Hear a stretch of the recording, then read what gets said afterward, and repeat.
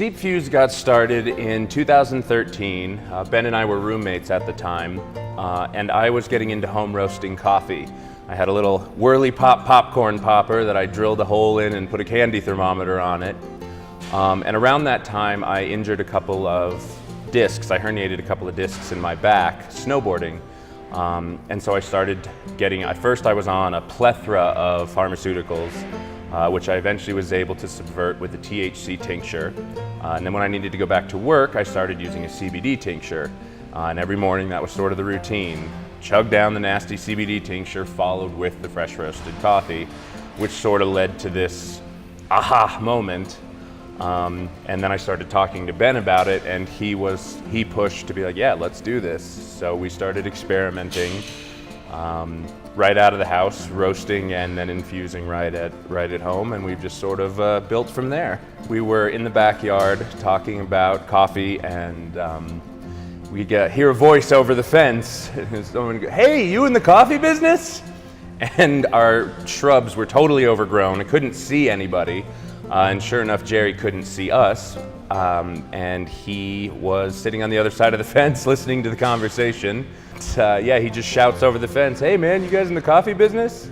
And then we got to talking to him, found out that he is also in the coffee business, that he owns the Unseen Bean on Broadway in Boulder, and he's the world's only congenitally blind master roaster.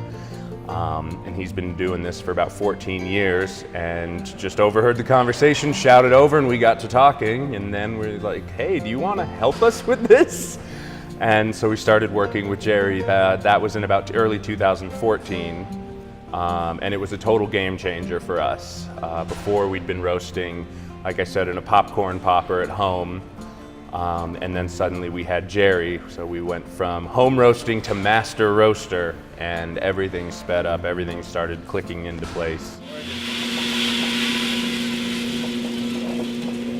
I used to be a car mechanic from my early childhood till 2003.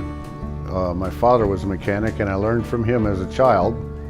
But in the mid-90s, I went to a restaurant in San Francisco that had a roaster similar to this. And this roaster, as you've probably heard in the video, makes a noise like a giant rock polisher, and I had never heard that. I asked the waiter about it, and he said, oh, come over here, this is my coffee roaster.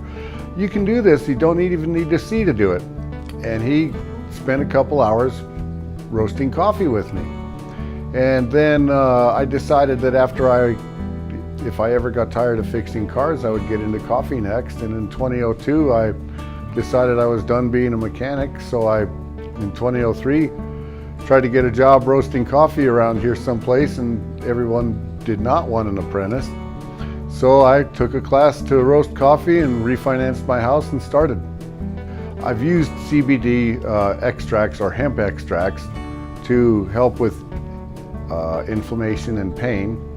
And when Devin and Ben decided they were going to do the CBD coffee, I was really interested because they're both organized enough that we could really catalog the roasts, catalog the infusion process, put all that stuff together for a couple of years till they got an over 90% infusion rate. And I guess the most fun that I have with these guys is all the experimenting we do. The CBD really goes well with the caffeine, you know. A lot of people report that they don't get the jitters for the same reason that you might hear about people giving their kids CBD for epilepsy. It's an anticonvulsant, an antispasmodic. So just from a physical standpoint, it's really helpful.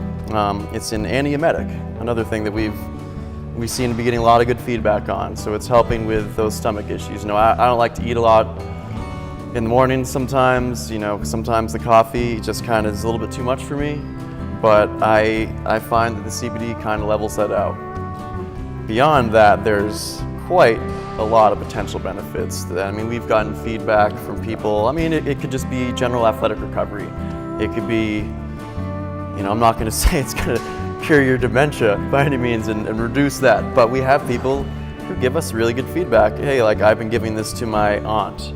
She didn't know that she was drinking a CBD coffee for the last 2 weeks, and yet there's all this this evidence that would point to the CBD really effective in terms of moderating her mood, helping with memory, helping with sleep.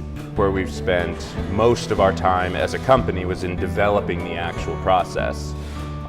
It's fairly easy to grind up some coffee and throw a blob of oil in it in a K-cup and call it infused. It's pretty easy to, soak beans in oils or tinctures or spray things on them. But all of those methodologies we found really impact the coffee in a negative way, and we don't want anybody to have to sacrifice the quality of their coffee to get that CBD. If anything, we want them to say, oh my God, this is better coffee than I normally drink. But the delivery method is the coffee oils, is the naturally occurring oils in the coffee, which are released during the grinding and brewing. And by infusing that way, we're able to preserve Jerry's coffee, maintain the integrity, bioavailability, and efficacy of the CBD, and package them into one pretty kick-ass product.